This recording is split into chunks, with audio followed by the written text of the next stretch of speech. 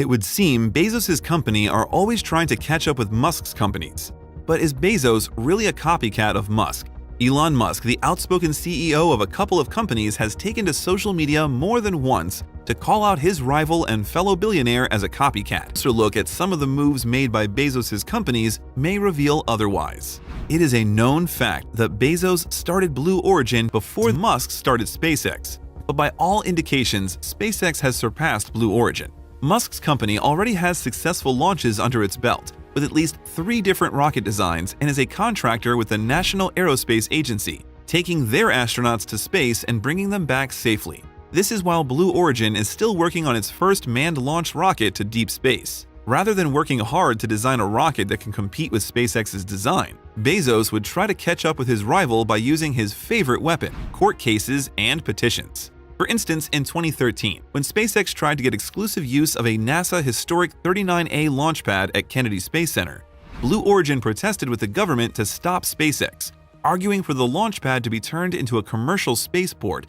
that it would manage and make available to all launch companies, which was ironic as it had no space-worthy rocket of its own. Musk's response was prophetic in hindsight, as he called the move a phony blocking tactic and taunted that SpaceX would accommodate Blue Origin in 5 years if they managed to make a NASA-certified human crewed vehicle that could dock with the space station. He added that discovering unicorns dancing in the flame duct of the rocket was a scenario more likely to happen. 5 years after, Blue Origin has no spacecraft fitting Musk's description, but SpaceX won the right to the launch pad and got a 20-year lease.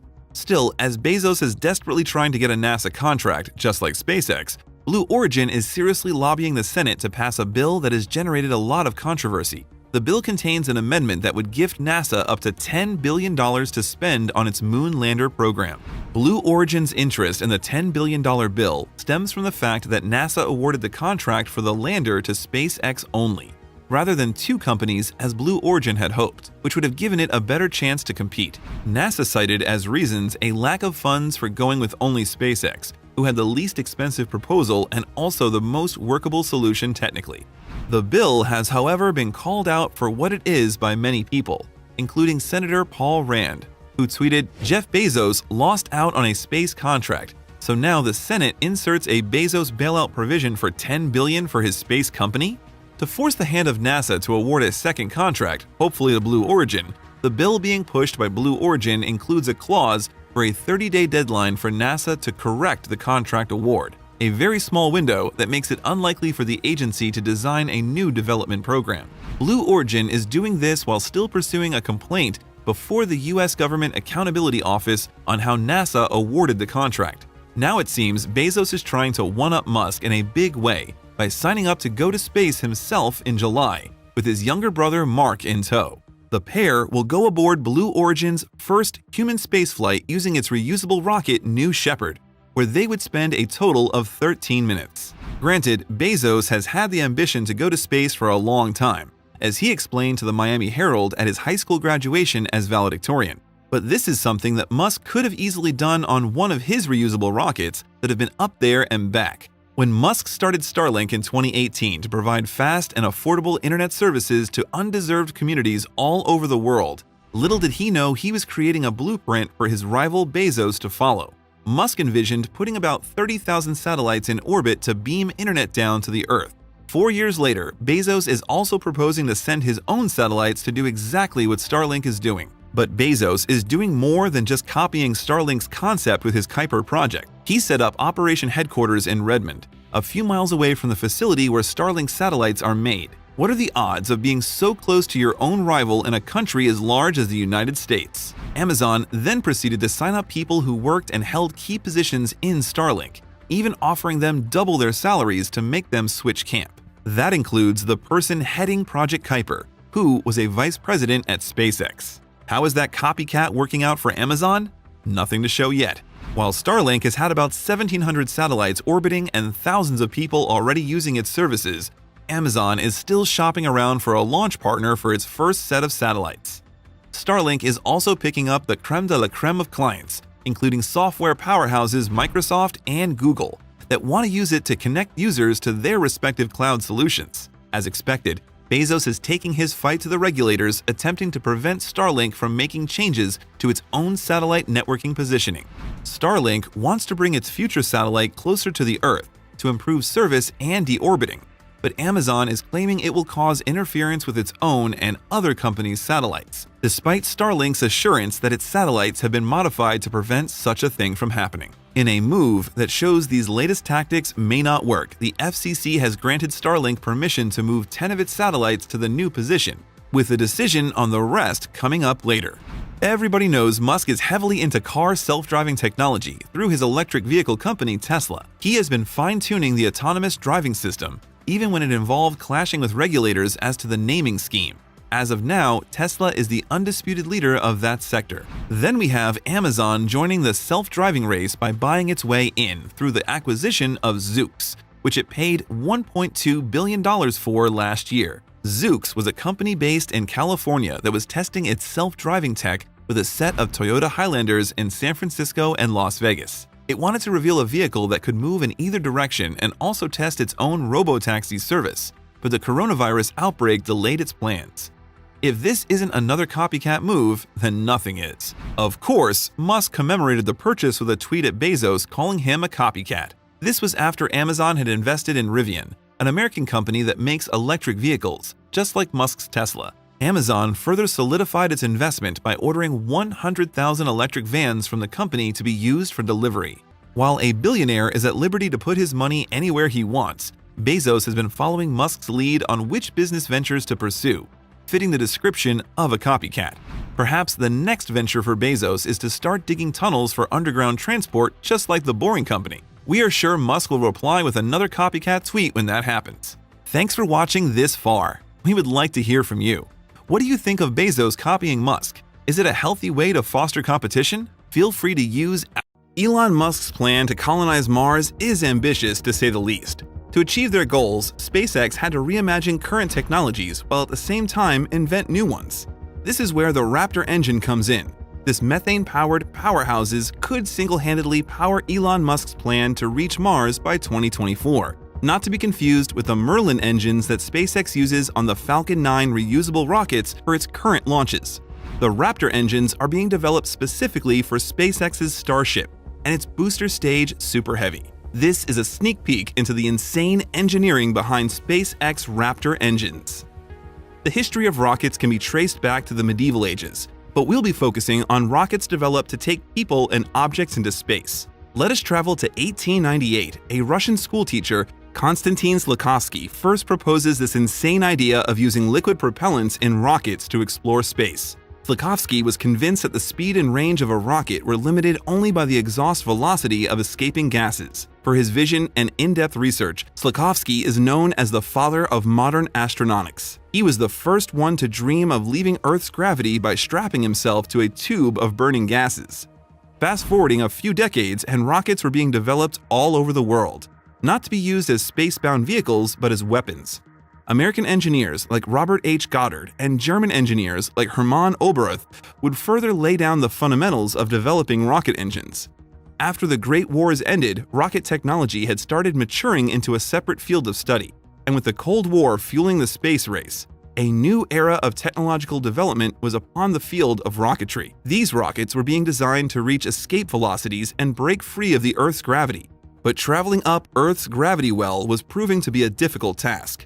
And then, on October 4, 1957, the Sputnik rocket broke from Earth's gravity to deliver the first ever artificial satellite called the Sputnik 1. Sputnik was a heavily modified version of the Soviet Union's R-7 Semyorka ICBM. Sputnik finally proved it was possible to travel up Earth's gravity well. The rest is history, as the USA followed suit with the development of its Saturn V rocket, which would take the first people to the moon. As time went on, other countries started, like China, the EU Space Agency, and India, joining in with other indigenous rocket designs, all specifically designed for one purpose and one purpose only: to break away from Earth's gravity.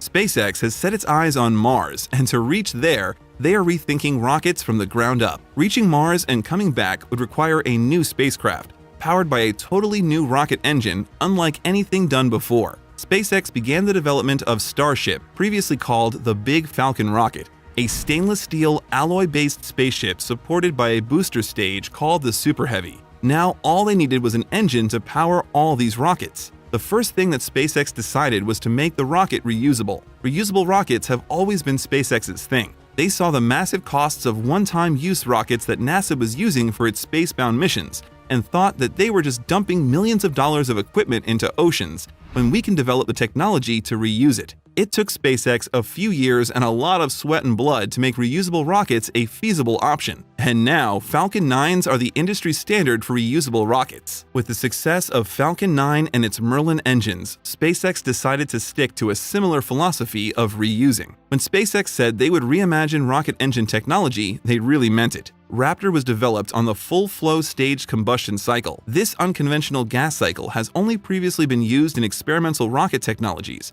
and Raptor would be the first engine using this cycle to go to space. To put it into simpler terms, this cycle uses both oxidizer-rich and fuel-rich preburners. Usually it is one or the other. The cycle allows a full flow of both propellants through the turbines, hence the name. What this means is that the Raptor engine can be more efficient than other rocket engines because it has more control over the flow of the oxidizer and fuel. Other benefits of using a full-flow stage combustion cycle included turbines that run cooler and at lower pressure. This is due to the increased mass flow, leading to longer engine life and higher reliability. And this was exactly what SpaceX was aiming at for the engine to power Starship. An engine with longer life and higher reliability means it can be safely reused multiple times without servicing. This will significantly cut down costs and downtime between launches. Currently, the Raptor engine is rated for 25 flights. Just imagine if the Raptor were not made with reusability in mind. That would mean 25 different rockets would be used for the same flights and then discarded. Another engineering choice was to use cryogenic liquid methane to feed the Raptor engine. Again, this design choice is an unprecedented move for rocket engines. Rocket Propellant 1 or RP1 is usually the fuel of choice for most rocket engines. RP1 is just a more refined version of jet fuel. In fact, previous SpaceX engines like Falcon 9's Merlin engine and Kestrel engines both used RP1 as their fuel. So when SpaceX first announced that the Raptor will be using cryogenic liquid methane and liquid oxygen (LOX), it came as a shock to SpaceX fans. But SpaceX was committed to methane as its primary fuel for Raptor. One of the main reasons SpaceX went forward with this unorthodox design choice is related to the geological landscape and atmosphere of Mars. See, Raptor was designed specifically for Starship and the Mars mission. So, when NASA's rover missions to Mars showed that Mars's atmosphere had huge amounts of CO2 in the air and abundant amounts of frozen water in the ground, SpaceX realized that they could in theory synthesize methane on Mars. If we could make our own fuel on Mars, this meant that Starship does not have to haul fuel for the return journey. This is called In Situ Resource Utilization, ISRU, a way to exploit local resources to put in a sustainable infrastructure on an alien planet. This lines with SpaceX's aim to make Mars a sustainable colony that does not need support from Earth. In fact, the Sabatier process, the process used to make methane from carbon dioxide and water, also produces oxygen as a byproduct, which will be used by the colony. Astronauts already used this tried and tested process to produce oxygen from water and eliminate carbon dioxide at the International Space Station, ISS. Talking about water, some of you might be wondering why we cannot use water and use hydrogen to power the Raptor engines launching from Mars. To briefly put it, even though hydrogen is a more efficient fuel, it adds complexity to rocket engines and rocket design. Liquid hydrogen needs extreme temperature control, can leak easily, and is less dense, thus requires a bigger fuel tank. SpaceX wants its rocket to be simple, cheap, and reliable. According to Elon Musk, the best part is no part. The best process is no process. Therefore, SpaceX decided to opt for methane-powered instead of a hydrogen-powered engine. Methane burns with this bright blue flame and is a very different sight as compared to the yellow flame of RP1-powered engines. This gives the Raptor engine a unique signature look. SpaceX first tested its Raptor engine fitted on an SN5 Starship in August of last year at SpaceX Boca Chica facility. In the hop test, a single Raptor engine flew the SN5 500 feet in the air before coming back down safely. Following the successful test, SpaceX performed multiple more short hop tests throughout 2020. Then, on December 9, 2020, everyone gathered around to witness the first high-altitude test for the Raptor engine mounted to Starship SN8. SN8 was armed with 3 Raptor engines as it took to the skies at Boca Chica, Texas. It successfully ascended to its target altitude of 10 kilometers. But on its way back to landing, one of the Raptor engines failed to reignite and SN9 toppled on landing, ending with very expensive fireworks. The Raptor engine would crash again subsequently in high-altitude tests, performed in February and March at Boca Chica. But if we know anything about SpaceX, we know they do not shy away from setbacks. On May 6th, SN15 made history by successfully landing after a high-altitude test. It was a historic landing for human-powered spaceflight, and we can expect more interesting news from SpaceX in the coming months as they perfect the Raptor engine to take us to Mars. SpaceX has finally landed the contract for NASA's Project Artemis human landing system. But how exactly is Musk's company going to get NASA's astronauts to the surface of the moon? After a long hiatus, NASA is ready to resume sending people to the moon. To achieve this, the Space Exploration Agency is setting up Project Artemis, but is doing things a bit differently. NASA's plan is to send the astronauts towards the moon using its own space capsule Orion, blasted away by its own rocket known as Space Launch System, or SLS. Once the Orion arrives in the moon's orbit, it will link up with a lunar lander which the astronauts will transfer to and be lowered to the surface of the moon. Sometime in the future, the Orion capsule will dock with the Gateway, a small space station orbiting the moon, before being transferred to the human landing system. The lunar lander will stay on the moon while the astronauts do their job for about a week and take them back to the Orion space capsule that will be waiting in orbit for the trip back home. The lunar lander is what NASA is contracting out. If you have watched our previous videos, you know how SpaceX won the $2.89 billion contract to build the lander, beating 2 other contestants that included Alabama-based Dianetics and a coalition known as National Team that consisted of Jeff Bezos' Blue Origin, Lockheed Martin, Northrop Grumman, and Draper. In a surprise move, NASA decided to go all in with SpaceX, rather than its usual practice of awarding the same contract to 2 companies to encourage competition and prevent redundancy. The main cited reason was money, as NASA is struggling to get the required funding for the human landing system from Congress. It simply does not have enough money to have 2 different companies working on the same project, as it got only $850 million out of the $3.4 billion it requested. Other reasons included the technical superiority of SpaceX's proposal, despite being the least expensive. More on that later. Blue Origin is currently involved in a 2-prong attack on NASA's contract award, seeking redress before the U.S. Government Accountability Office and also pushing a bill amendment in Congress that will give NASA up to $10 billion to spend on the human lander. Let's look into more details at the contract signed by SpaceX and the ingenious way it plans to execute it. First, SpaceX may end up spending as much of its own money as NASA before the project is completed. Surprised? Well, the terms of the agreement is remarkably different from the ordinary purchase of a module from a company. NASA opted to pay a commercial space company a fixed price to build a lander, but the lander will belong to the company, in this case, SpaceX. The advantage to NASA is that the price is fixed and SpaceX will be responsible for any overshot in budget, which will likely happen. NASA will then purchase ongoing landing services from SpaceX in the future, with the money already paid factored in, of course. In the first phase of the contract, NASA had given money to the national team, SpaceX, and Dianetics to develop their proposals before selecting SpaceX. If SpaceX manages to complete the project under budget, that simply means more profit for it. Something of note is that this is not the first time NASA is doing this, as it has used the same model to transport its astronauts and their cargo to the International Space Station. It would appear SpaceX is taking on a lot of risk by accepting this contract, but it definitely is not the case. First, SpaceX is modifying Starship, its reusable spaceship rocket system combo, which means NASA's money isn't going into building something from scratch. SpaceX is designed the Starship to be multi-purpose, capable of taking colonists to Mars, astronauts to the moon, and zipping from one point to another here on Earth. It is also designed to launch and land upright rather than ending up as debris scattered at sea. SpaceX is still perfecting the landing upright part, with several prototypes bursting into flames as they try to complete the complex maneuver required to land on their legs. The $2.89 billion is to be used by SpaceX to fund its modification of its Starship, one uncrewed landing test and one crewed demonstration landing. And this is where it gets interesting. NASA may end up not even using the Starship they paid for. Remember we told you NASA is going to purchase ongoing landing services from SpaceX? Turns out the landing services is open for bidding and NASA will pick the best option. Theoretically, the national team or Dianetics could end up providing the lunar lander if they continue to develop their proposals with their own money. But of course, they would rather use government money. This is one big gain in all of this for SpaceX, which you will see later in this video.